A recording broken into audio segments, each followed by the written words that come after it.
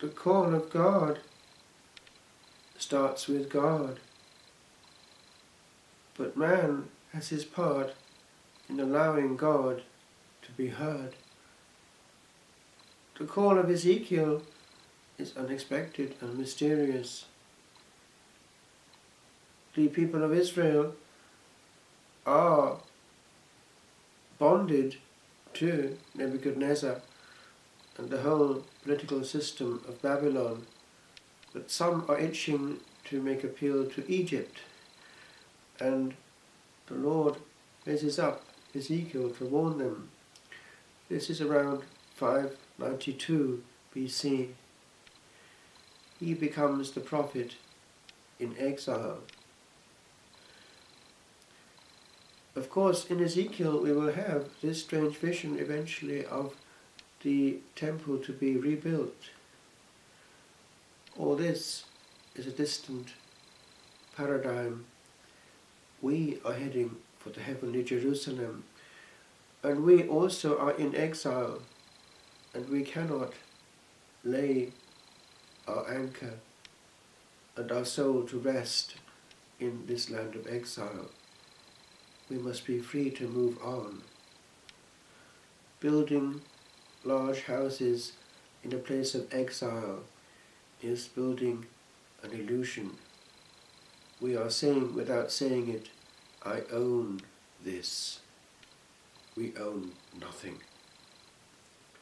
And therefore, the soul, which is the only bit that can hang on to itself, looks after itself far more than anything outside itself. And should anything outside itself weaken its own interior life, then things are out of proportion.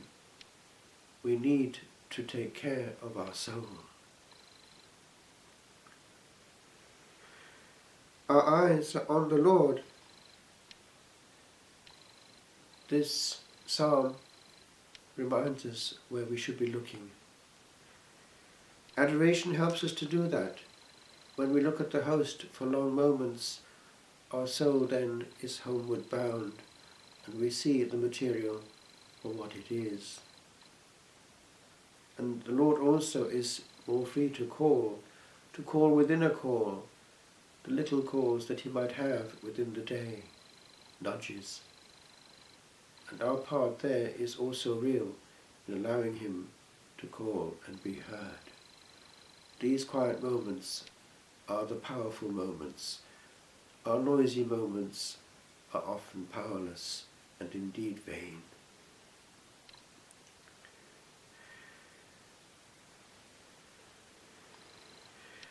The attitude in the psalm is actually quite beautiful. Like the eyes of a servant on the hand of her mistress. And this too is the attitude of the soul looking at the host, looking up and waiting. Another psalm talks about being like a child on its mother's breast.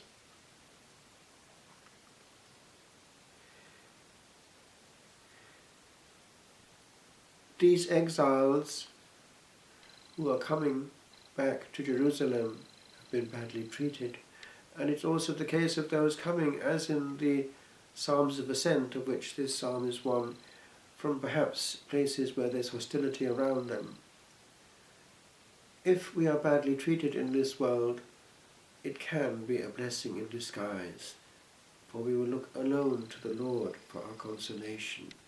If our popularity is all that matters to us, we're serving the wrong side.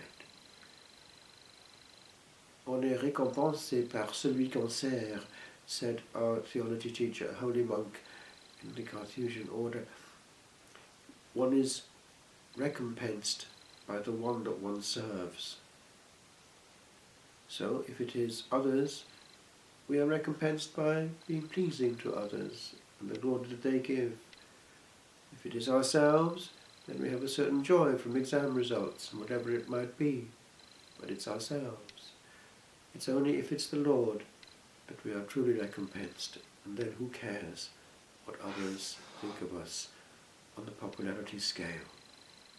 The Lord, after all, was not popular in Jerusalem.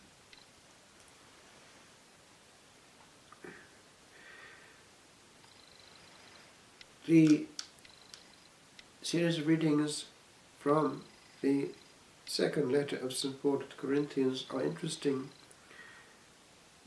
Paul has been obliged to defend his apostolate and his call before false apostles, and the way in which he does that is indirect but clear. He has been favoured with great graces, but then unexpectedly comes this thorn in the flesh. It could be a reference to a weakness in his eyes, of which the 6th chapter of the Galatians makes reference, and it could be that he did have some problem there. It should explain why he had to have the use of secretaries, the amanuenses, who will be writing for him under dictation. We're not quite sure. It could be something spiritual. But it's interesting that the Lord does reply directly to him. My grace is sufficient for you. My power is made perfect in weakness. And it's the attitude too of our soul. If we're too sure of ourselves, we're heading for a bump. Pride goes before a fall. The on-the-ground position is the best encounter position with the true master of the game. Over to you, Lord. I can't do any more.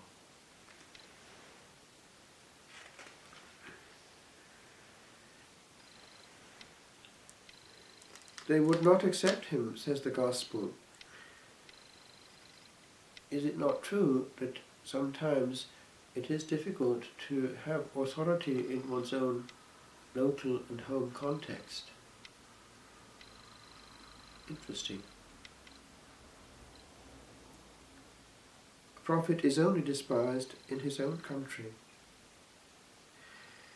With regard to the brothers in the Gospel, it is to be noted that in the 13th chapter of the book of Genesis, for instance, when the Septuagint uses the word brothers in the translation, that will be the official translation into Greek, it is using adelphoi, and it is the way in which the ach comes into Greek.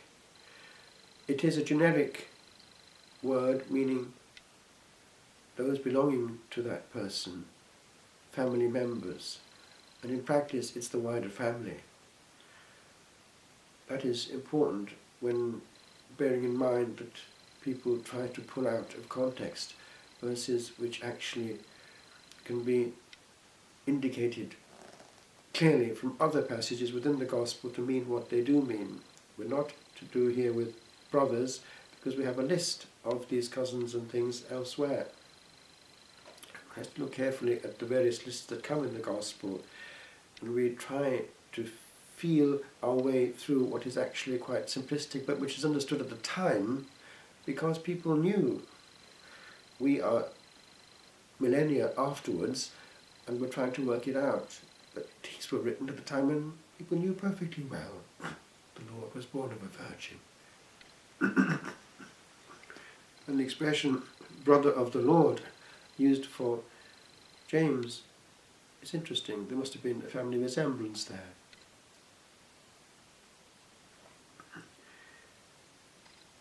This then is the carpenter's son for them, and yet he has authority. We notice that he exercises that authority in the context available to him, which is the pattern that the apostles will use in the Acts. They use the structure in place to start off with. Jesus went to his hometown and his disciples accompanied him. With the coming of the Sabbath, he began teaching in the synagogue, and most of them were astonished when they heard of him. Where did the man get all this? What is this wisdom that has been granted him? And these miracles that are worked through him? This is the carpenter surely. And on it goes. unfortunately, we know that it is the power of envy and jealousy that is going to outwork itself in the whole human tragedy of the Lord's incapacity to get through to them. Not that he's not able to, but they're unable to receive. And therefore, jealousy is one of the most powerful motives in human events all through the centuries. And the fact that it comes out in this religious sphere right from the beginning of the Lord's work is interesting. It's there too in our society and in our church life. One sees it in parishes and even in prayer groups, in monasteries and convents, the outworking of the envy factor. Beware, my lord, of jealousy, says honest Iago, Northera. It is the green-eyed monster that mocks the one it feeds on. And it manifests itself in indirect comments, little digs. Again, who are we serving? If we need a place of honour and glory in the service of the Lord, we're serving the wrong side, ourselves. If we really wanted to please the Lord present in the Blessed Sacrament, we'd look at him. The message would be very different. Lord, how can I burn for you as a lamp? How can I save souls?